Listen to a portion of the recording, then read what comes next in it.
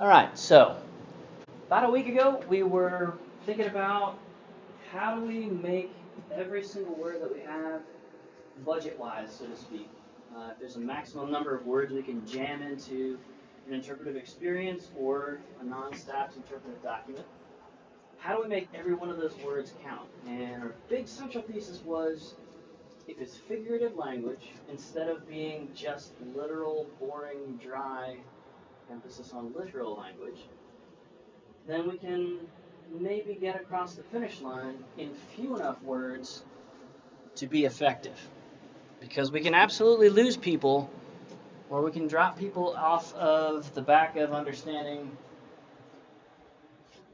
with too many words. If you've ever had a professor that absolutely just rambles, sort of stream of consciousness style, or had a friend who verbally processes everything, like when you get that phone call or that wall of text message, it's like, oh man, I'm about to hear everything this person thinks and felt all day long in detail. Whew, that's a lot. Then you understand what the issue is or what's at stake here. We can have too many words. If we don't use enough words, then we are wasting the precious opportunity that we have to connect with people or to connect people with our topics of interpretation. So, if you have your song lyrics, any volunteers on what is your song?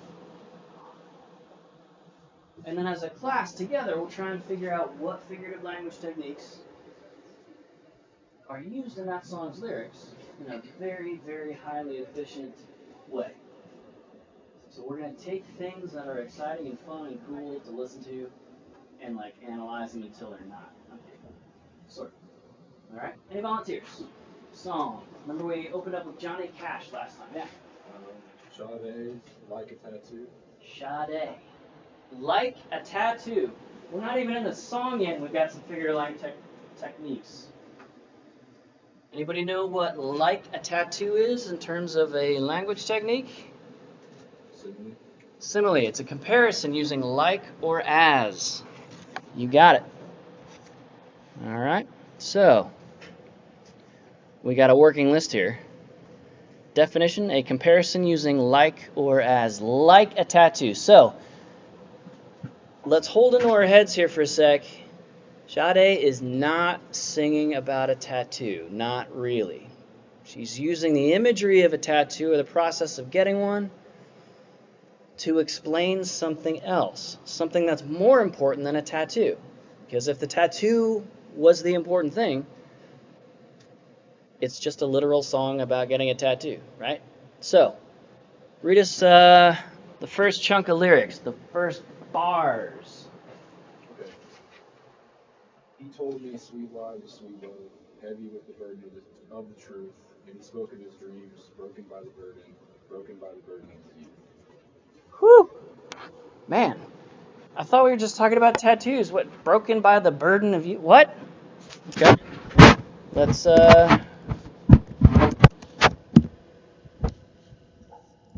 pull up the lyrics here so everybody can see them right quick.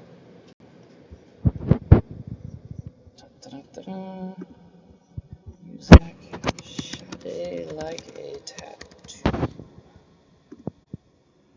Sade. Go. All right.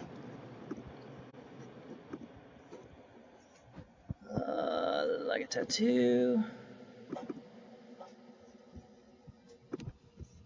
All right. He told me sweet lies of sweet loves, heavy with the burden of the truth. And he spoke of his dreams, broken by the burden of his youth. Okay, that's a lot to unpack in a forestry class. Here we go. Hold my beer. He told me sweet lies of sweet loves. In our first line here, we have a repetition of structure or style. Sweet lies of sweet loves. Okay? That's another figurative language technique. We'll call that parallelism. For those of you taking notes, parallelism. Heavy with the burden of the truth. He's just talking to her. What's heavy about this? It's not a physical mass in a gravity field, which is what we express as weight. So what's heavy here?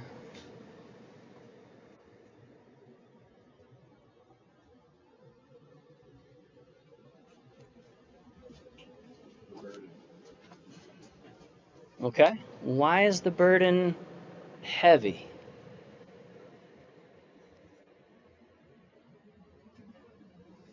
It's hard to get rid of it. It weighs on you. It's also, I guess, figurative. Can't forget it. It's always there. Can't forget it. You're carrying it with you. So it's heavy. Instead of a pack of blessings light upon my back, Shakespeare, Romeo and Juliet, it's a heavy burden. These sweet lies of sweet loves. Man, heavy with the burden of the truth. When you tell somebody a lie, it also implies or implicates the truth. Okay? So, what would be a literal way to express what Sade is singing in this first verse? Just pure factual explication of what's being conveyed here, figuratively. Anybody? What's the factual, literal content of verse 1?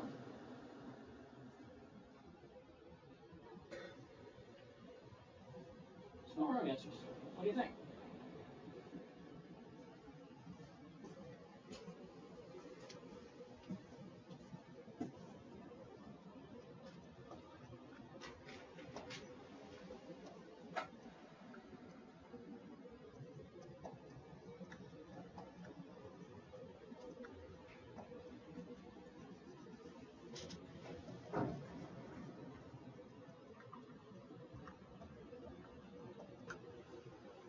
Okay. But there's a reason Sade, well, this is in 1992 before the word, or the neologism situationship was coined by the advent of social media. Instead,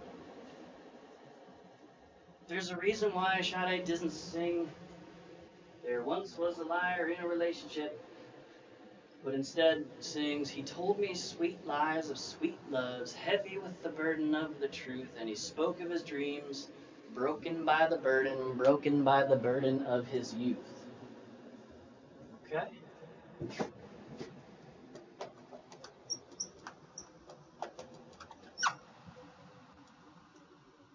So,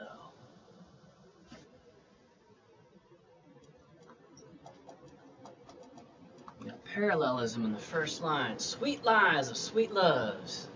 We have metaphor of heavy with the burden of the truth. And he spoke of his dreams. Have any of you guys ever gotten bad news that feels like bad in your stomach? Feels like heavy in the pit of your stomach? Yeah. What Sade is doing here is accessing that sense of physical sensation attached to something that's just very conceptual. A hypothetical person who is lying in a relationship. All right. 14 years, he said. I couldn't look into the sun. She saw him laying at the end of my gun.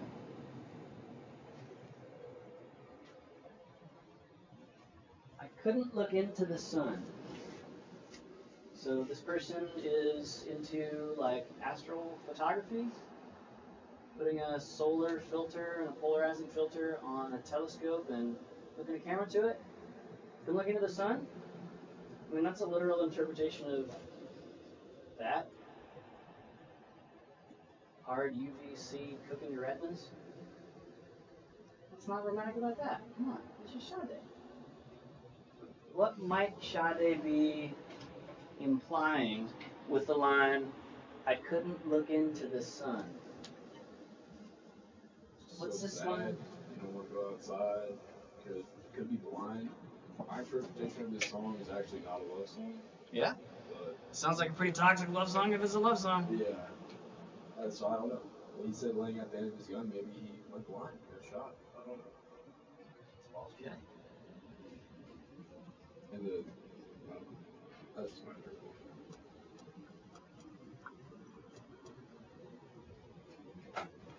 Any of you guys ever had a crush? Show of hands. I'm not gonna ask you for the story. Show of hands. Have you ever fallen hard for somebody? Metaphorically, you don't actually physically fall for them unless you're close. You know, that happens too. Have you ever felt so strongly about your crush?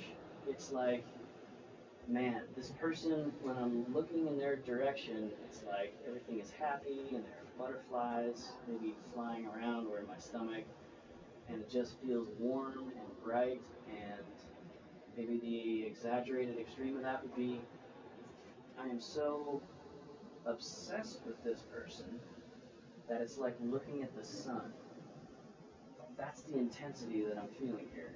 It's like almost potentially injury to think about or regard this person or to look at them. That's the kind of weight that we're getting out of this figurative language. Just not even telling a complete story. We don't have a word budget for that. But what are called gestural narratives. Just a quick impression of something. It's like looking into the sun when I look at this person, when I think about this person, or how intensely I feel about this person. I'm hungry for life and thirsty for the distant river. Okay, forest hydrology has nothing to do with this song. What are we talking about with a river? What are we really talking about?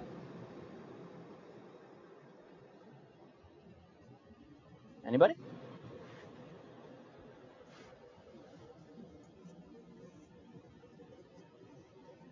Hungry for life and thirsty for the distant river, I remember his hands and the way the mountains looked.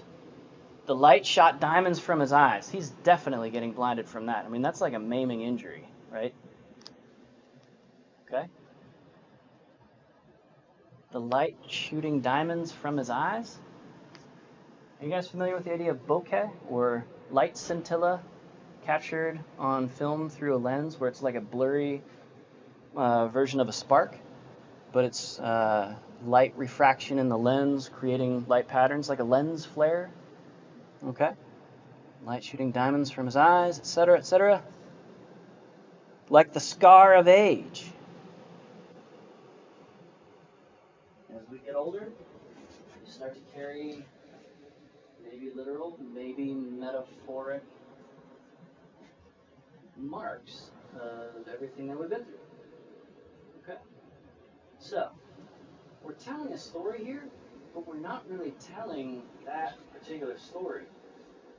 We're dancing around it, metaphorically, with all sorts of different bits of imagery and parallelism and metaphor and analogy and so forth. Okay? Cool. Excellent choice. Next person. What song you got? I chose Wildfire by Rabbitology. Wildfire by whom?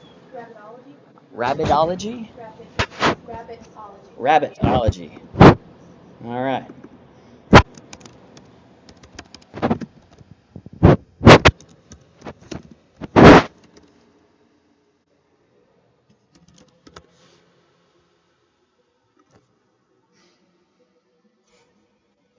Let's see what we got. It's got a really long full title, like it's Wildfire, Gone Gone Gone, Death Song by Rabbitology, so I just call it Wildfire. Yeah. All right. First line. You birthed me a fire long coming. All right. A world eater between our lips.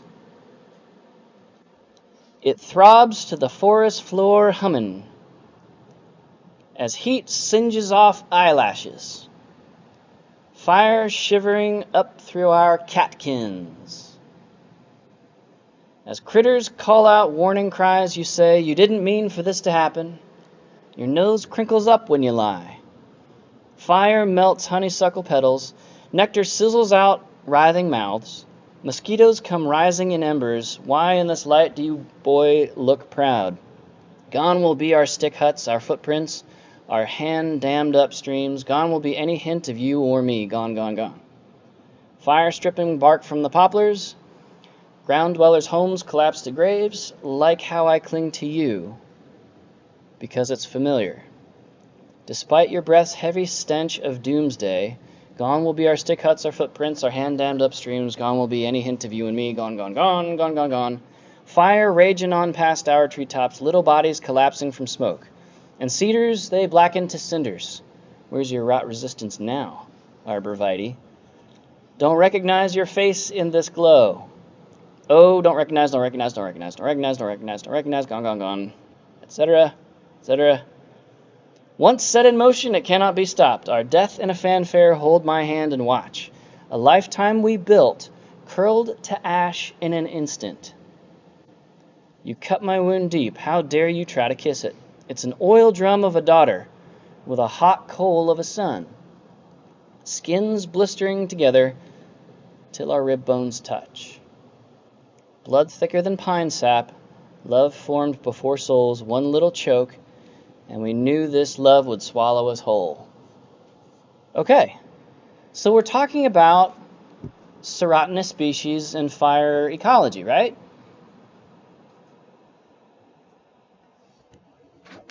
Obviously not. So,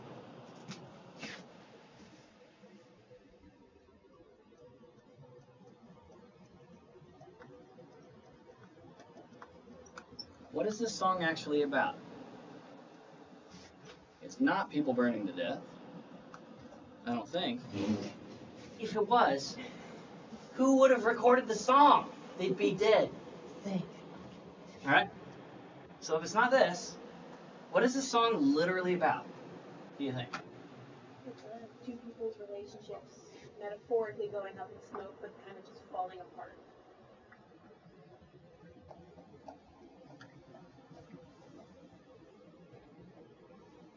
Relationship gone wrong.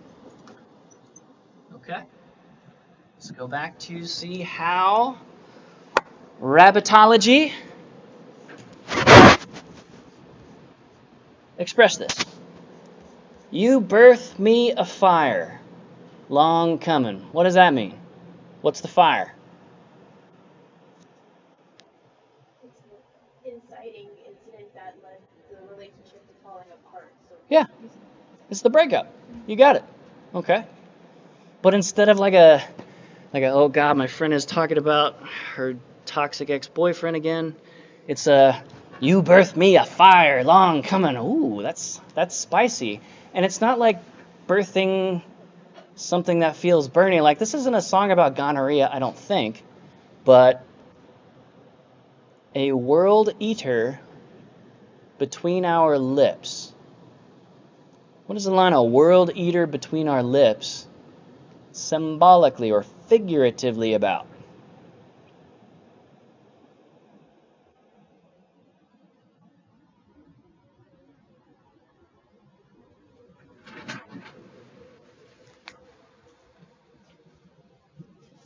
Okay, let's break it in half. What's the world eater part, and what's the between our lips part?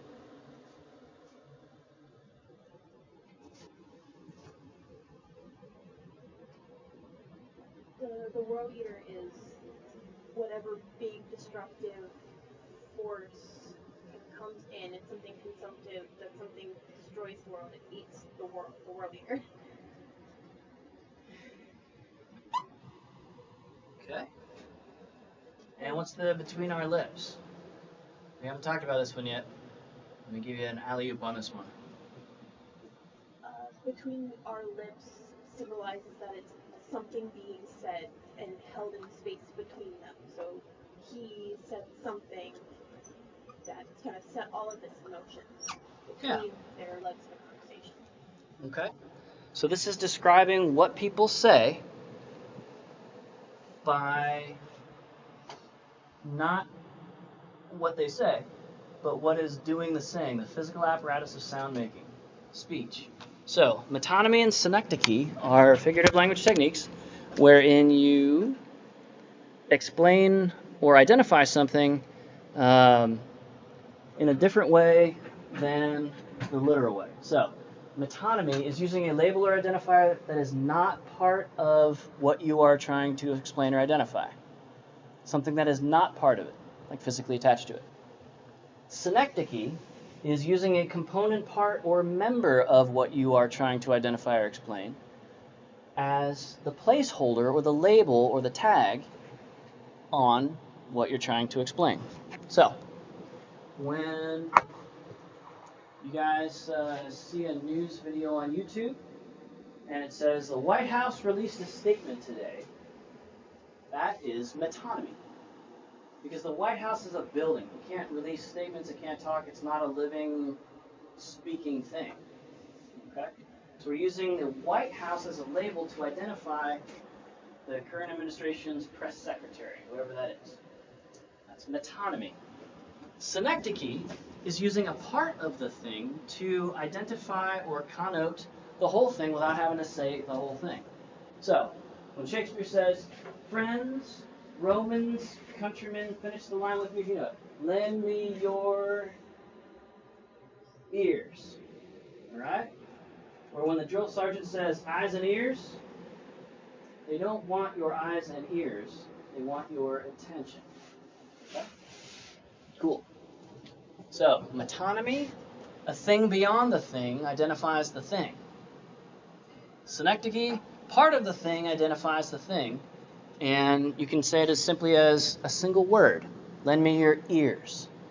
For listen to what I'm about to say. I don't actually want you to cut off your outer ear skin flap and throw it at me.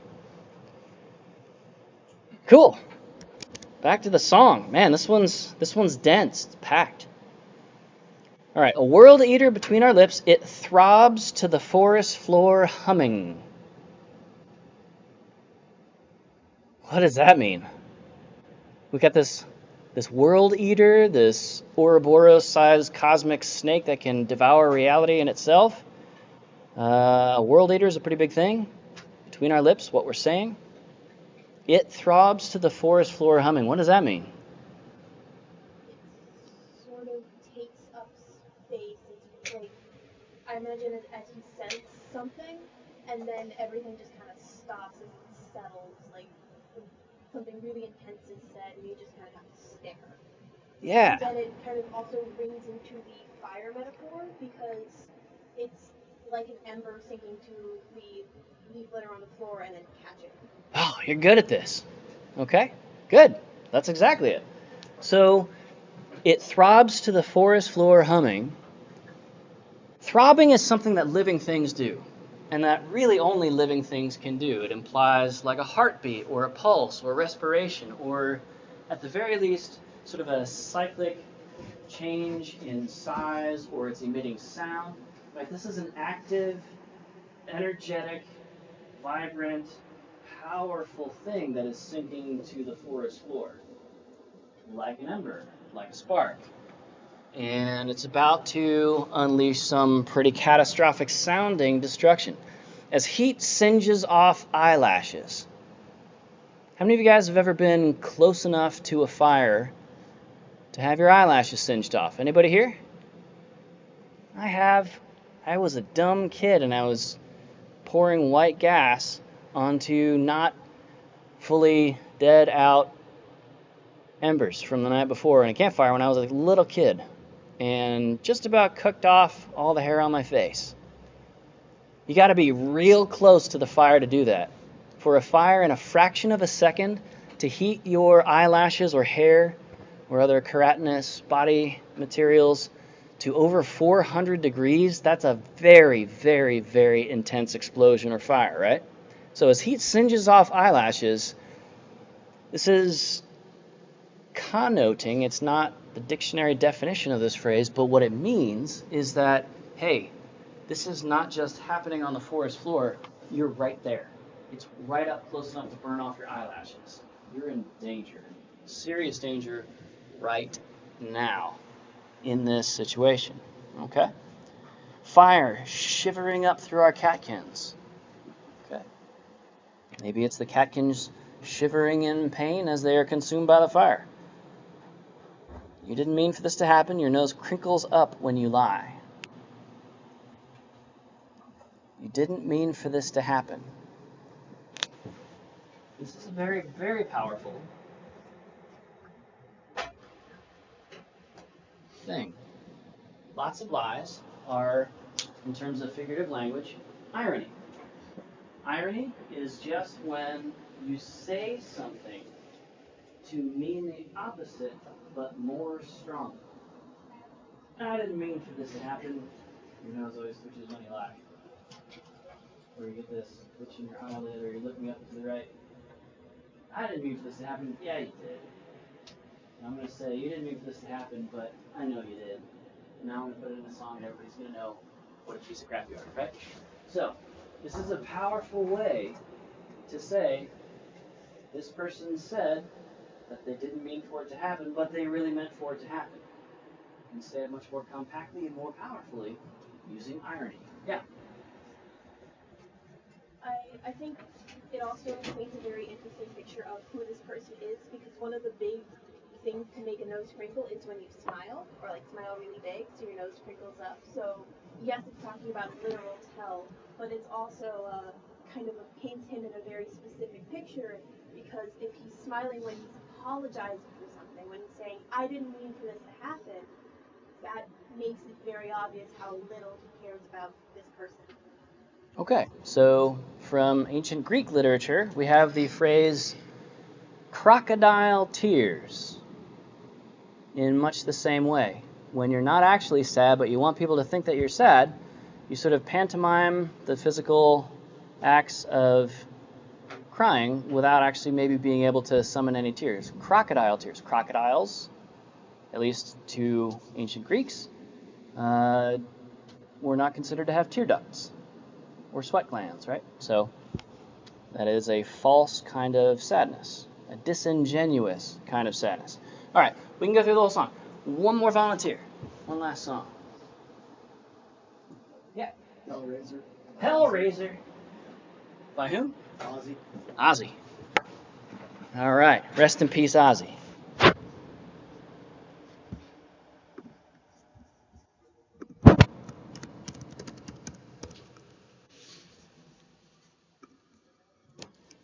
And let's see. Is Hellraiser on the top? Maybe not.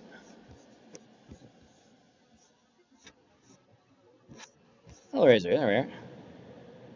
On the No More Tears album, we were just talking about that. All right. Sorry. Opening lines, I'm living on an endless road around the world for rock and roll. Sometimes it feels so tough, but I still ain't had enough. I keep saying that it's getting too much, but I know I'm a liar. Feeling all right in the noise and the light, but that's what lights my fire. Great, he's a pyromaniac. Hellraiser in the thunder and heat. Hellraiser, rock you back in your seat. Hellraiser, and I'll make it come true. Hellraiser, I'll put a spell on you. Walking out on another stage, another town, another place, sometimes I don't feel right. Nerves wound up too damn tight. People keep telling me it's bad for my health, but kicking back don't make it.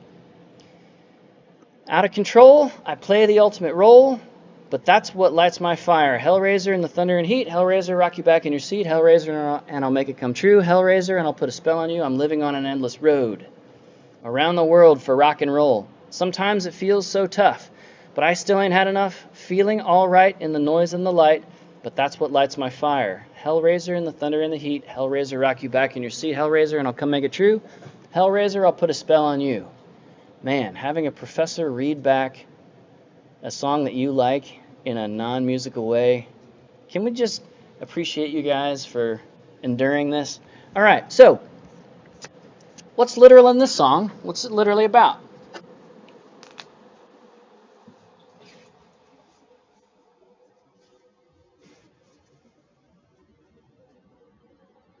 Raising hell.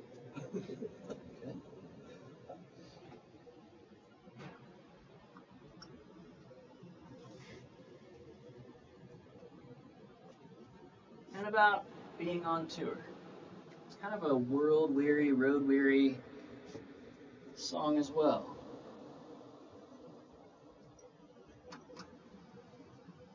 This is like the 50th concert in a row that he's been on, hasn't been home in 3 months. rolls into your town with a tour bus and the roadies and the semi-trucks full of pyrotechnics and lighting scaffolding and amps. And how's he feeling as he rolls into town? Number one. Feeling pretty good. Okay.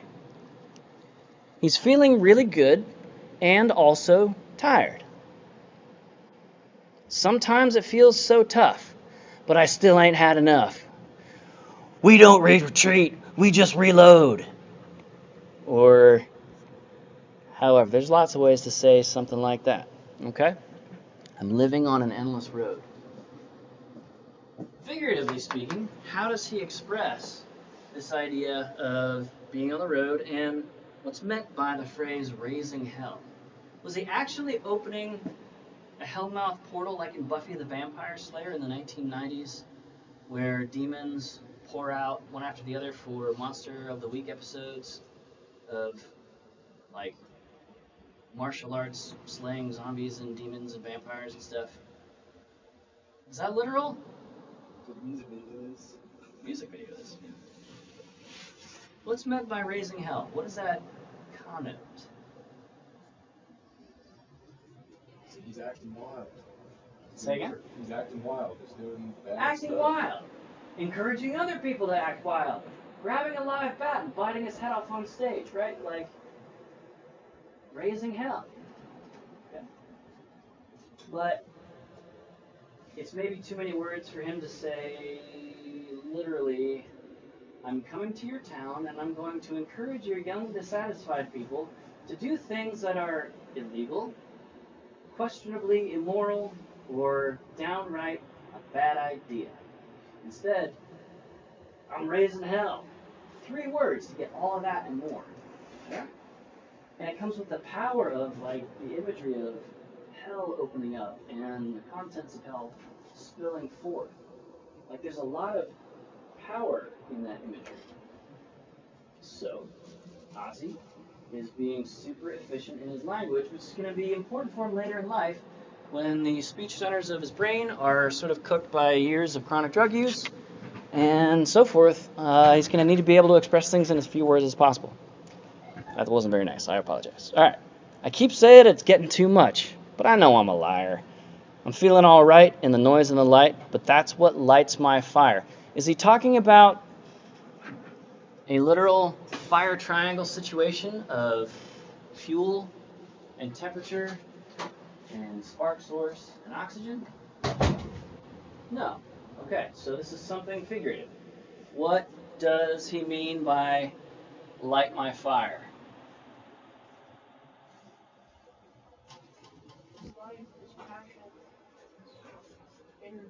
Yeah.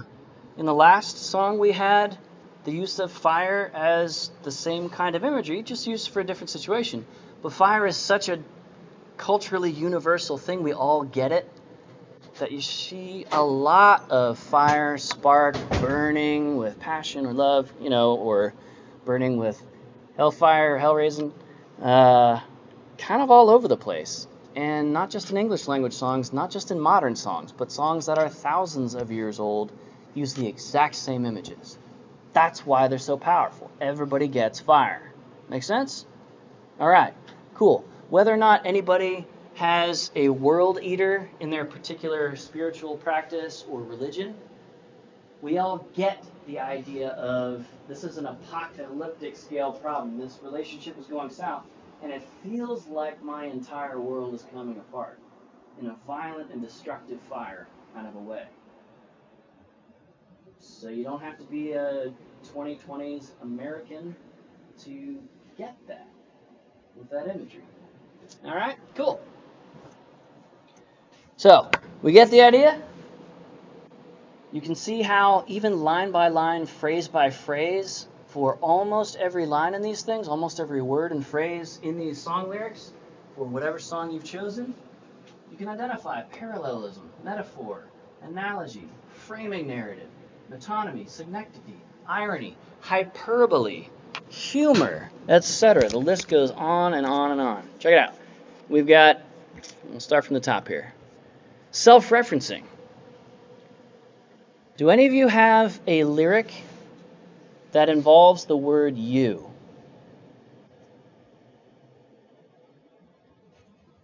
Okay. What is your song? And is the you like a single person in the narrative of the song, or is it you like you, the person hearing the song? Does that make sense? Okay. What's the song? Let's pull it up.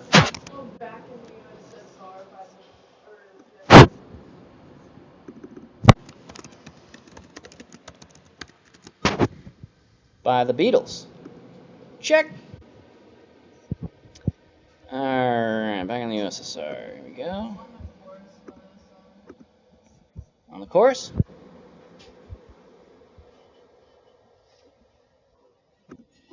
I'm back in the USSR. You don't know how lucky you are, boy. That one? Alright, cool. Let's start from the top so we get kind of the situation. Oh. Check. Flew in from Miami Beach, BOAC. Didn't get to bed last night, so long night of travel, hard night of travel. On the way, the paper bag was on my knee. What's the paper bag that you have on a flight on your knee? Yeah, air sickness bag. Good. We're tracking. Man, I had a dreadful night. I'm back in the USSR. United Soviet Socialist Republic. You don't know how lucky you are, boy, back in the USSR. Been away so long I hardly knew the place. Gee, it's good to be back home. Leave it till tomorrow to unpack my case. Honey, disconnect the phone. I'm back in the USSR. You don't know how lucky you are, boy. Back in the US, back in the US, back in the USSR. Well, the Ukraine girls really knocked me out. Back when this song was written, Ukraine was part of the USSR. It is no longer a part of what is now, today, the Russian Federation. So, geopolitical change, but back then, Ukraine was synecdoche for the USSR. So they don't have to say USSR again. All right. Well, the Ukraine girls really knocked me out. So, so these Russian, at the time, or Soviet Russian women in the 1950s were throwing hands. Were they saying in Russian, "Cash me outside, how about that?" Or what do the Beatles mean when they sing, "Well, the Ukraine girls really knocked me out"? What do they mean?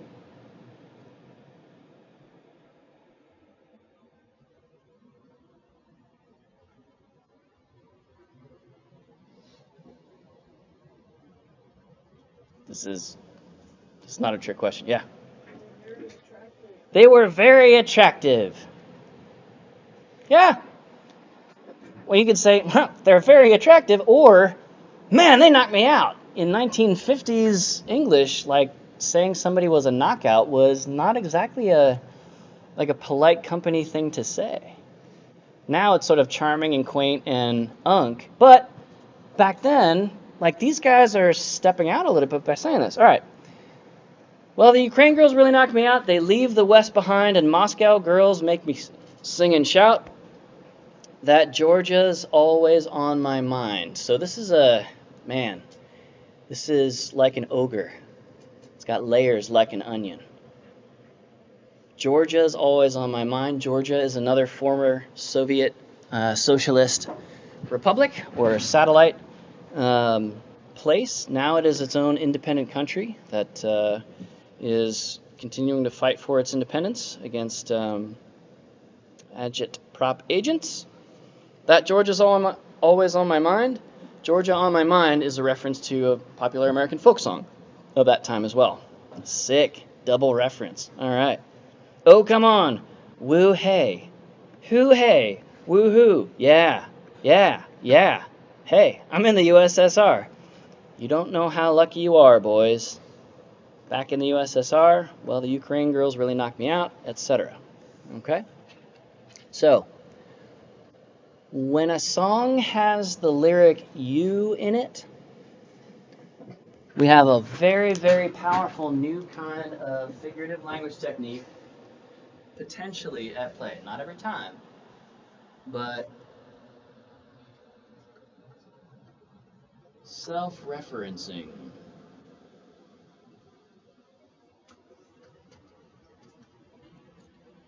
Labeling,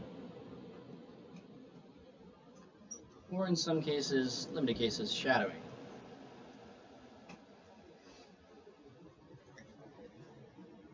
Okay, so a song or a poem or a lecture in class or whatever it is, anytime the word you is spoken, a whole bunch of neurons fire off in your brain because your brain hears the word you and thinks, oh shit, they're talking to me. Oh, they're talking about me. I need to pay more attention to figure out what did they just say? Crap. Okay? So self-referencing is a very powerful way of just using a single word, but an extremely neurologically active word, you. You can use this as an interpreter as well. When you're leading a hike at Crab Orchard, or you're about to play a game at Crab Orchard, and you ask the question of your participants who are still getting to know you, still just starting to grapple with the project at hand, the experience of the Interp, you can ask them, when was the last time you saw an eagle's nest? It's a common interpretive topic at Crab Orchard. When was the last time you saw one? All of a sudden, everybody's face, just even as a quick little micro expression of a few milliseconds, goes slack for a moment as you turn your focus inward to recall instead of perceiving, parsing, understanding, and behaving in the current situation. You're going back through the volumes, the gigabytes of memory that your brain holds, and thinking back to when was the last time that I saw an eagle's nest? Maybe I never have. Maybe it was last week on my drive past Crab Orchard, and here we are at Crab Orchard. Hey, that's pretty cool. But you activate a whole bunch of brain electrical response when anybody is asked a question about themselves. Okay? Songs do this all the time. Often, the you in the song is ambiguously referring to the listener and or somebody that the song is singing about, talking about. So a lot of love songs have the word you in it. And all of a sudden, when you hear the word you, the song isn't about some hypothetical person that this songwriter met. It's about you and somebody that you have feelings for or had feelings for, and not anymore, right? So it becomes immediately personalized to you when the word you is used. That's self-referencing.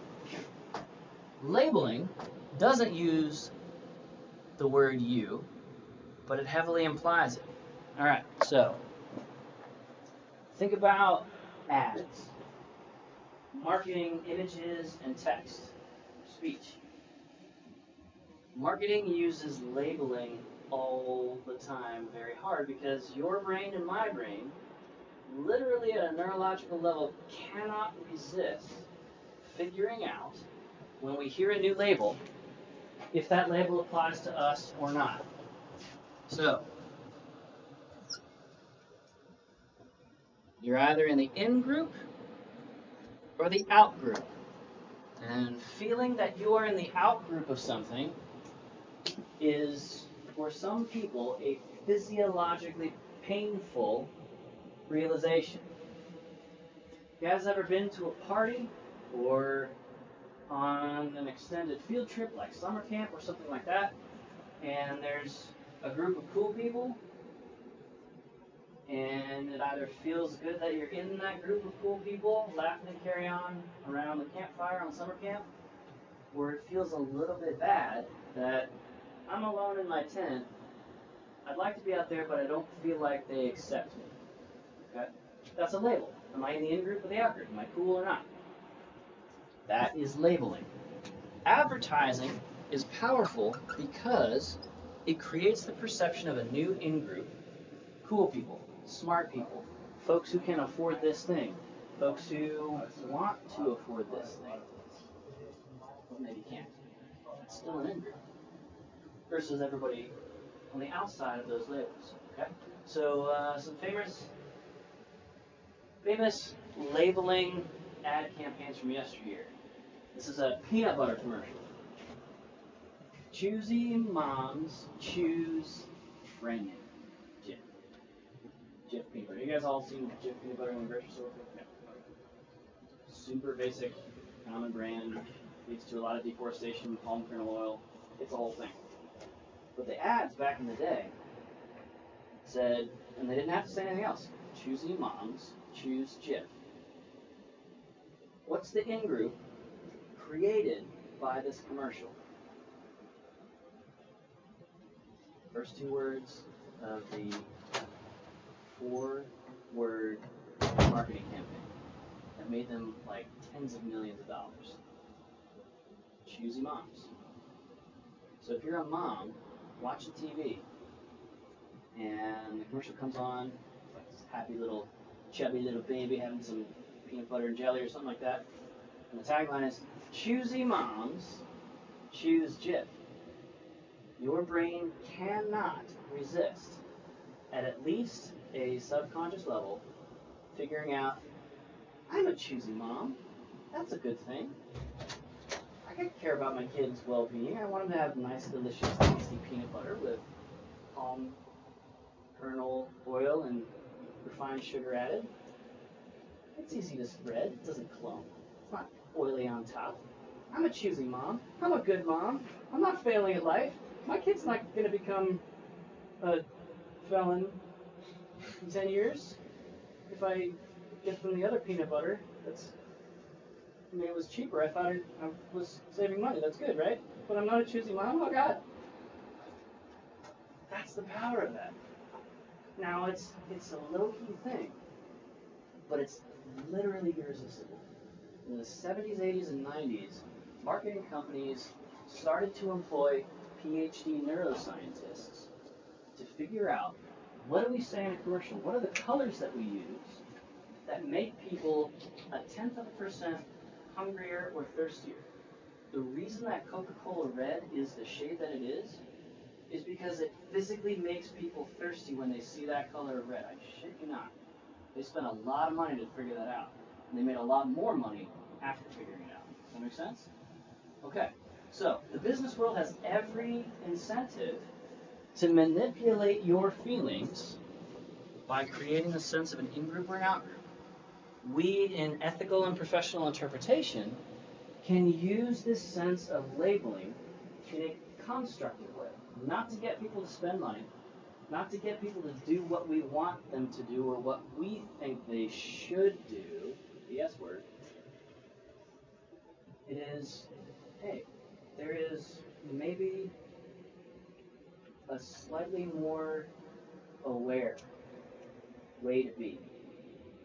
There are some important things around this topic that might be fascinating to you, might feel genuinely important to you. And as we go into this Interp together today, we're going to enter into that elite group of people who know about this, who maybe also beyond knowing about it, care about this. And maybe beyond caring about this thing, this topic, whatever it is, we live out some ethical application of it. Like choosing peanut butters that don't deforest orangutan habitat. Yeah? Cool. Alright. So,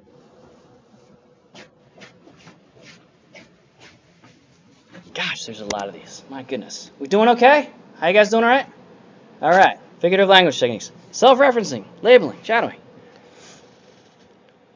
Labeling is forcing a self-evaluation of identifying as the labeled group or outside of, not a part of that group. Leave no trace ethically harnesses labeling to help folks understand you can be unsustainable in wild places or you can be sustainable in wild places. And those who do exist in wild places in a sustainable way, they all carry the label of, I leave no trace. Powerful thing. It was worded and named Leave No Trace for specifically this psychological reason back in the day. All right. We also have use of the peripheral root of persuasion. Dang. All right. Okay. Peripheral root of persuasion is a social and communication theory that has been tested for the last 40 or 45 years or so. And the thinking goes, you have two ways of convincing somebody of something. That something is important, that something is worth listening to, or worth going on a hike about, or whatever. Two ways. You got the direct route of persuasion, which is the content of the message that you're sharing with them. What are the words that you say? What's the order that you say them in? Stuff like that. Do you use figurative language or not? And then there's also the peripheral route to persuasion, which, as it turns out, is much more important to get right than the central route of persuasion if you want to convince somebody of something. So the peripheral route to persuasion is everything other than the content of the message. It's stuff like, how much eye contact do you have with somebody as you're inviting them to come on your interpretive hike, which is about to start here in the visitor center? You give them lots of very strong eye contact, which is kind of intimidating to some people. You give 4 to 6 seconds of eye contact before looking away and then looking back after several seconds. You not make any eye contact at all. It's like, I would like for you to join my interpretive hike today. Thank you very much. And then you go talk to the next person without ever actually looking that person in the eye. That's peripheral route to persuasion stuff. All right, so eye contact. Body language and posture. Is it open and approaching and active and warm and inviting? Is it closed off and defensive? Is it nervous and self-protected? Protective support, right? And so on and so forth. So posture, your volume level, the speed at which you are talking, the cadence or the pacing of your words. All of that is peripheral route to persuasion stuff. But things like, when was your visitor center last renovated? And does it look okay? Is also peripheral route to persuasion. It's the font that you choose on the sign and the color of the background of the sign. It's the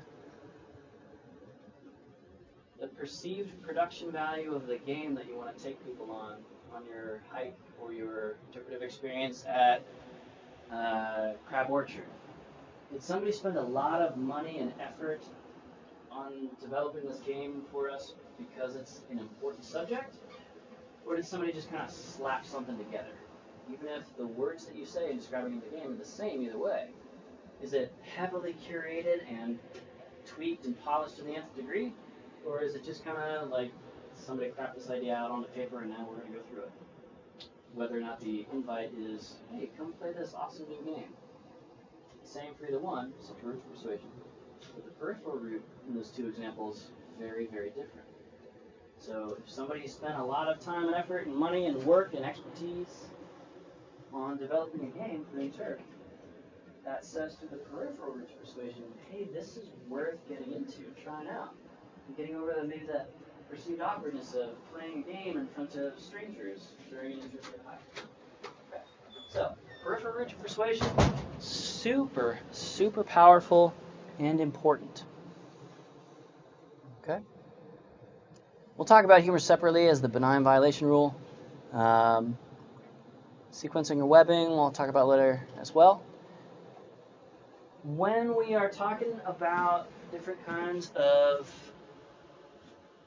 interpretive topics, we can use particular storytelling frameworks to say no to a bunch of stuff that's good but not perfect for this particular topic on this experience. And one of the ways to distill down or exclude a lot of stuff that you could talk about but is not perfect for this is to boil down some piece, maybe one thematic point, one chunk of content in your outline, is to construct an aphorism, which is like a super, super short moral story or parable or wisdom statement, often highly recognizable in its specific wording. So, Can anybody think of any forestry-related aphorisms? A short statement or a very, very, very short story that expresses anything related to forestry that you've heard maybe a couple of different times, maybe outside of the context of forestry before you started studying here? How about this one? Well, whatever it is that we're talking about, it's better than a sharp stick in the eye.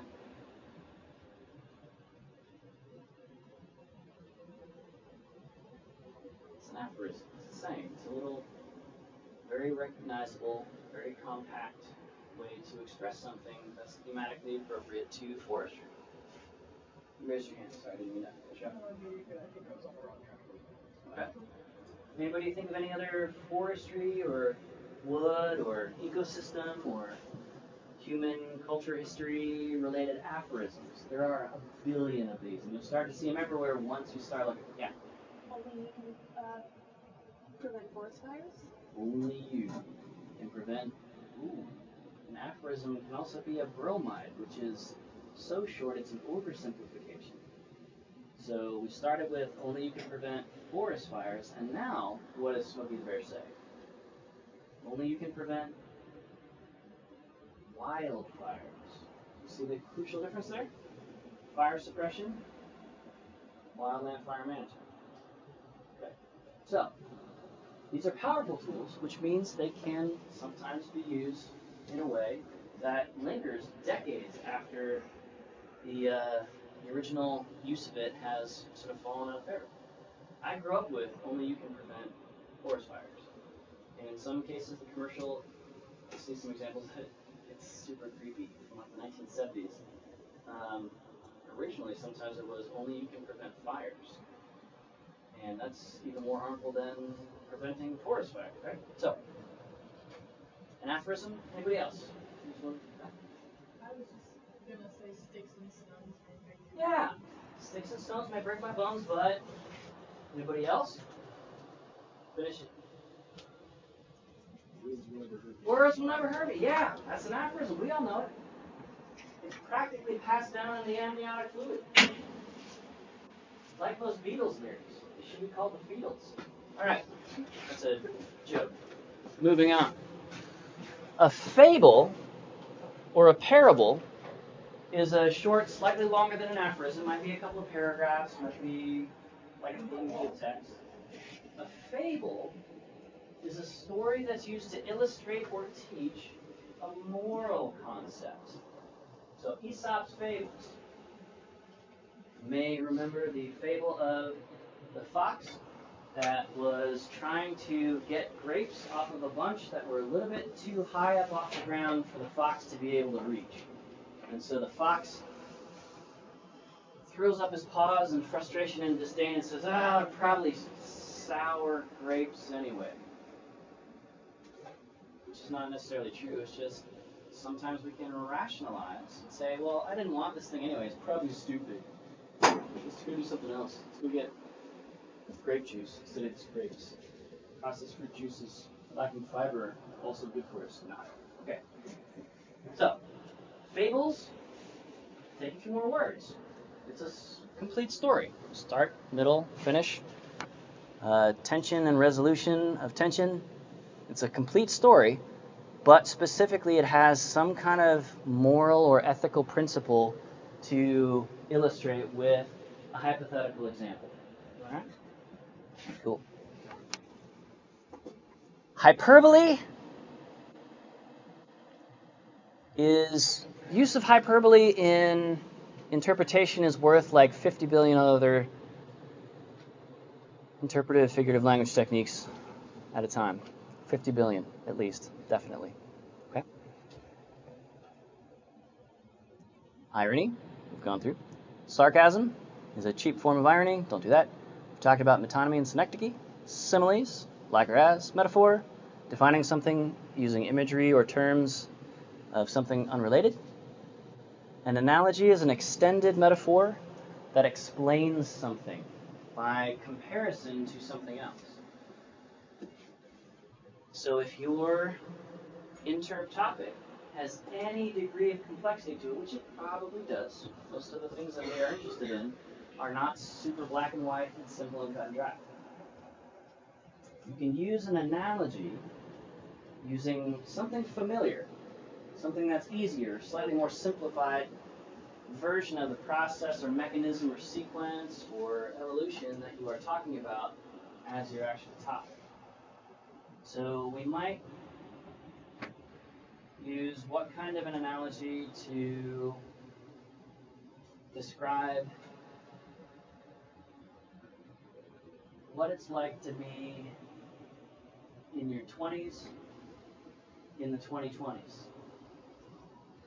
How could you explain that to somebody without having to explain all of that to somebody? What's it like to be in your 20s in this decade? By analogy.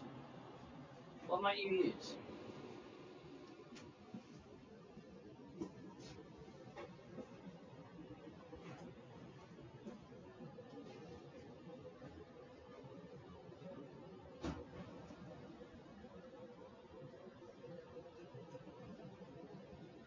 Yeah. Floating down a river with no raft. Floating down a river with no raft. Okay. That's a pretty vivid image. Have any of you guys ever floated down a river without a flotation device? Okay. Maybe that's a nice day on the riverways in your cabruin, or maybe it's a pretty uncomfortable feeling, a loss of control, maybe. Okay. Yeah, good one. Anybody else? What's it like being in your 20s and the 20s?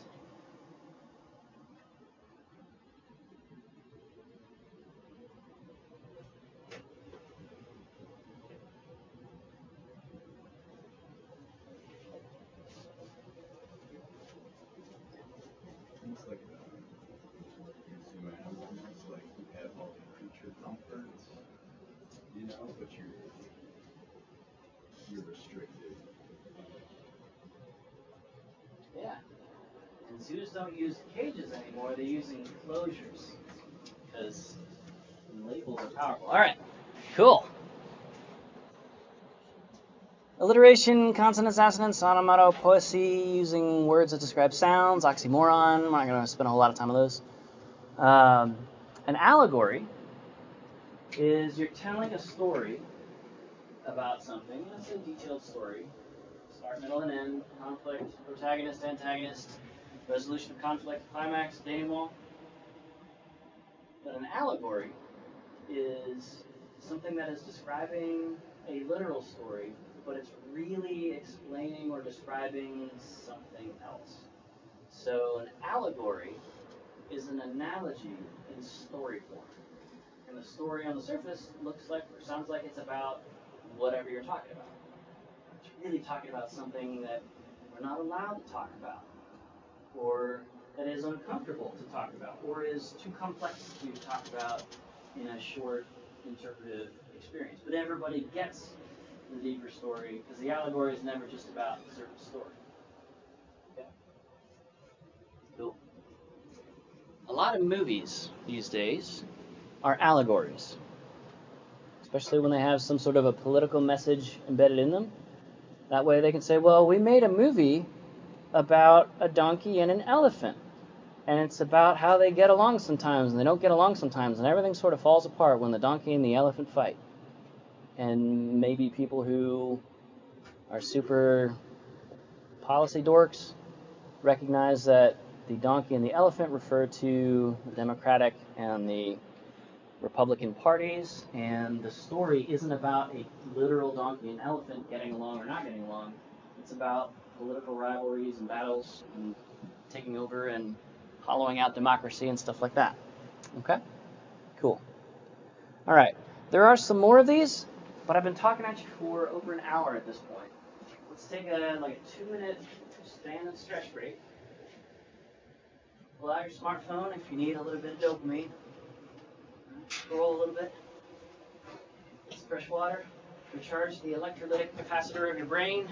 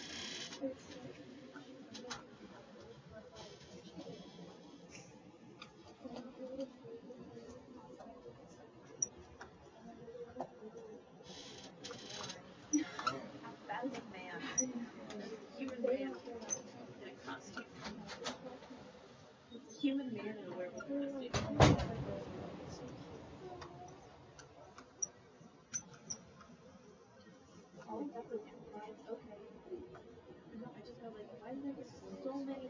I guess I'm doing a costume full.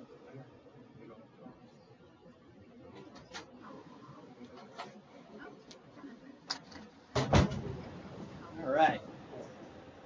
Let's get back at it with our last 5 or so minutes here.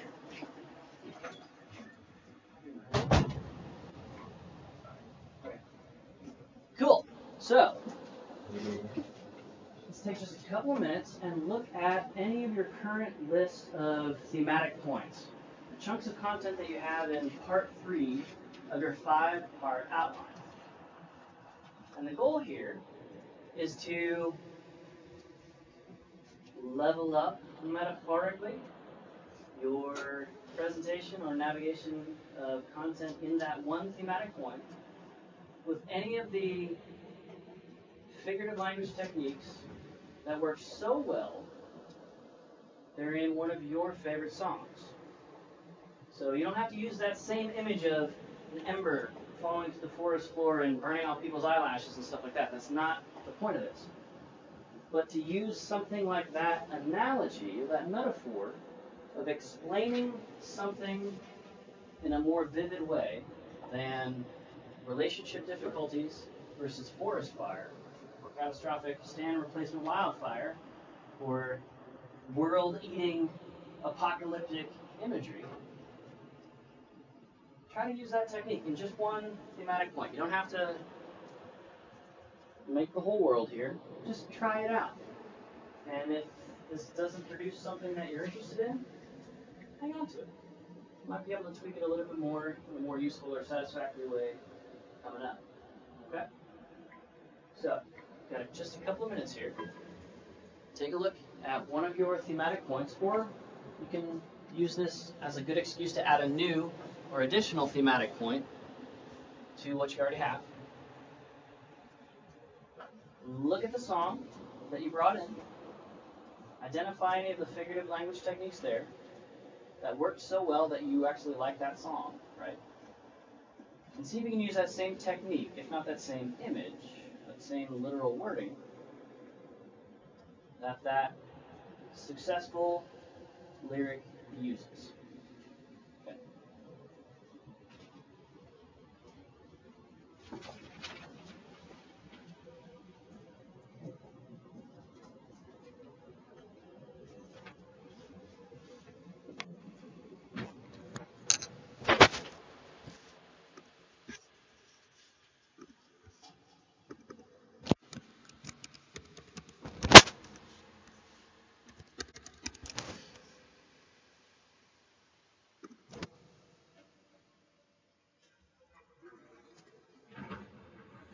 While you guys are thinking, I'm going to play the song Devil's Price by Poor Man's Poison. It's a folk song, and it has a lot of figurative language. In fact, there is nothing literal in the entire song. Check it out.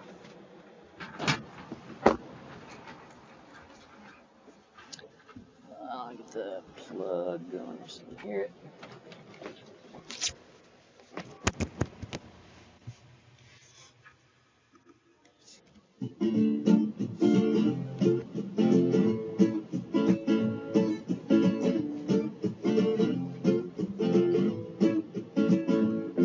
Whoa! Sorry.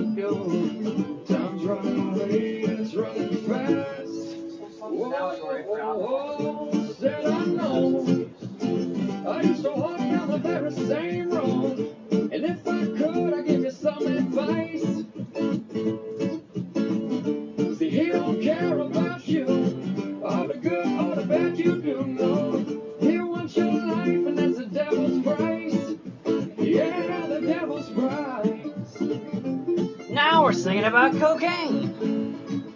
But we never use those words. We can use an allegory to talk about something that's not socially acceptable. He said,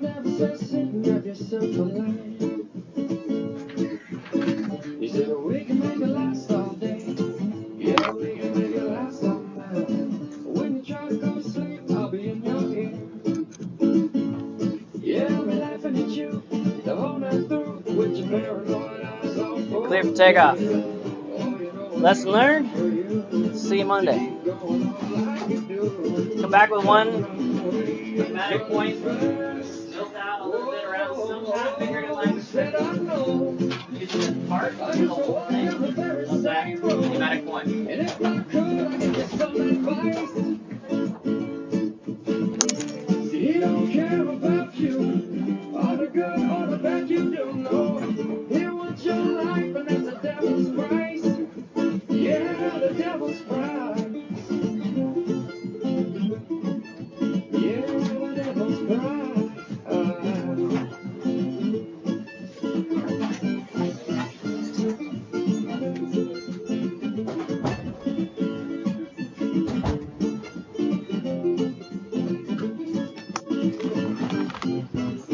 The devil just left, you said he had to go.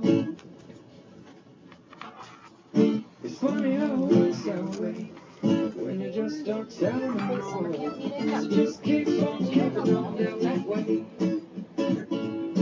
Said you're almost done, you got the devil on the run. You ain't got no price to pay. Said I know. Are you able to I used to walk around with that same word. I can And I think you kindly taking my advice. See, he don't care about you. All the good, all the bad you do. No, we'll go through the key stuff first, so yeah, we'll get you anyway. Just head out whatever you need to. We'll go through all the basic stuff, and then basically the second half of it is typically just a bunch of questions. If I have any other questions, I can just. Yeah, I absolutely. gotcha. Cool. Thank you. What's up? You want the finger too? Nope, not yet. Hang on to it. It's at 3:30. I just checked. Right in this room. Okay.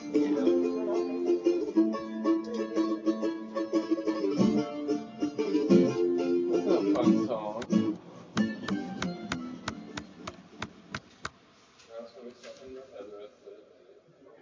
Yeah, poor man's poison. They have a bunch of like, It's like a genre, similar to genres. it's like historic folk. I don't know. Maybe mountain music. I love you, baby. Green Lives have some songs that are a little similar. Curses is really. What's the band name? It's the Green Lives. Crane Wives. Crane like hoist or crane like? Yeah. Still love them. They're really awesome. Alright, I'll check them out. They're also kind of like Rabbitology, the band that I remember what their name is. Very similar, kind of like between Rabbitology and between, I can't remember, Poor Man's Poison. Poor man's poison? Yeah. Cool. Okay. Crane Wives.